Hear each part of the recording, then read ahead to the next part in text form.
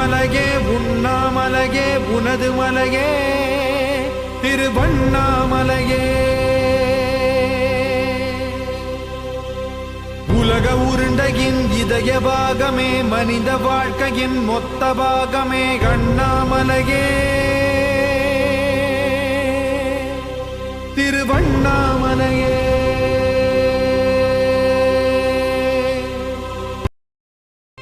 இந்த வீடியோல நம்ம திருவண்ணாமலையில இருக்கிற அண்ணாமலையார் உண்ணாமலை அம்மன் கோவிலை பத்தி பார்க்க போறோம். திருவண்ணாமலை பஞ்சபூத ஸ்தலத்துல அக்னிஸ்தலமா கருதப்படுது. திருவண்ணாமலை கோயில் 1000 ஆண்டுகளுக்கும் பழமையான கோயிலாகும். இது 9வது நூற்றாண்டுல இருந்த சோழ மன்னர்களாலையும் பின்னர் விஜயநகர பேரரசர்களாலையும் மறு கட்டுமானம் செய்யப்பட்டதா நம்பப்படுது.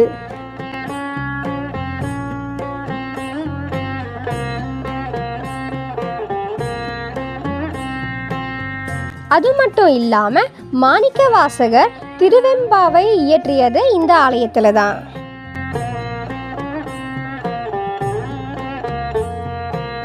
தரையில கூட அழகான சிற்பங்களை நம்மளால பார்க்க முடியும். கோவில் சுத்தியும் பார்த்தீங்கன்னா நம்மளால பல தூண்கள் கொண்ட சன்னதிகளை பார்க்க முடியும்.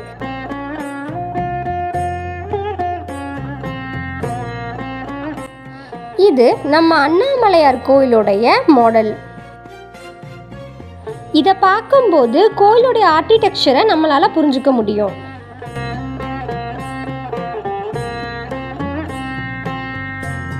இதுதான் திருவண்ணாமலையில அமைஞ்சிருக்கிற குளம்.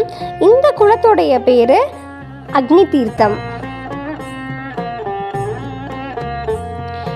1000க்கும் மேற்பட்ட சிற்பங்கள் இந்த கோவில்ல இருக்கு.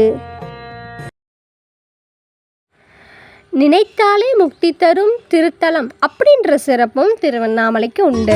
நினைத்தாலே முக்தி வந்திடும் அண்ணாமலையானே, நான் தினந்தோறும் எண்ணும் வரம் வேண்டும் பொன்னார் மேனியனே.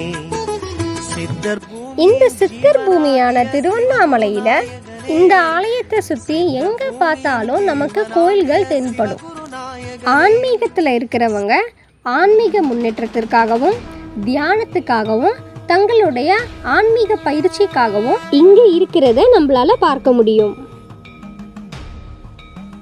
இந்த கோவிலை சுத்தி இருக்கிற கிரிவல பாதையில நம்மளால பல தியான மையங்களை பார்க்க முடியும்.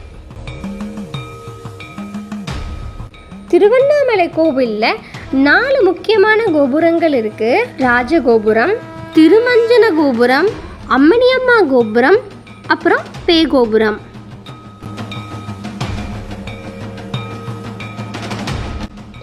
இந்த கோயிலுக்குள்ள நம்மளால பலவிதமான சன்னதிகளை பார்க்க முடியும். அண்ணாமலையார் சன்னதி, உண்ணாமுலையம்மன் சன்னதி, முருகர் சன்னதி, விநாயகர் சன்னதி, பிடாரியம்மன் சன்னதி, நடராஜர் சன்னதி, காலபைரவர் சன்னதி, நந்தி சன்னதி, இப்படி நம்மளால பல சன்னதிக்கு போய் தரிசனம் பண்ண முடியும்.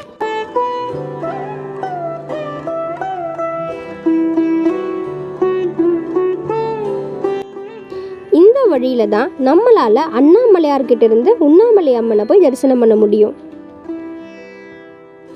இந்த இடம் பேரு தான் அண்ணாமலையாருடைய திருப்பாதம்.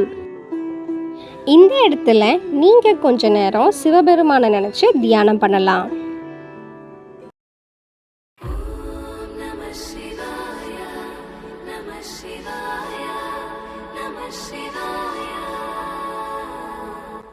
பௌர்ணமி கிரிவலம் அன்னைக்கு இந்த ரோடு முழுவதும் பக்தர்கள் கூட்டமாக இருந்தது. இப்போ நார்மலாக ஜனங்கள் போக வர்றதை நம்மளால் பார்க்க முடியுது. இது கோவிலுக்கு உள்ளே இருக்கிற உட்பிரகார வழி. இந்த வழியிலிருந்து நம்ம ஒரு கோபுரத்துக்கிட்ட இருந்து இன்னொரு கோபுரத்துக்கு கோயில் உள் வழியாக நடந்து போக முடியும்.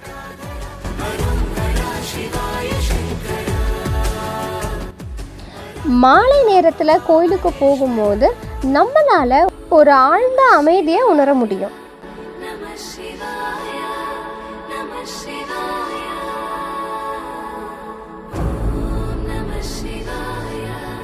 இது பாதாள லிங்கம். இங்கே தான் ரமண மகரிஷி தியானம் பண்ணதா நம்பப்படுது. இது ஆயிரங்கால் மண்டபம். ஆயிரங்கால் மண்டபத்தில் திருவண்ணாமலை தீபம் ஏற்றுறதுக்கு பயன்படுத்துகிற அந்த கொப்பரையை என்னால் பார்க்க முடிஞ்சுது.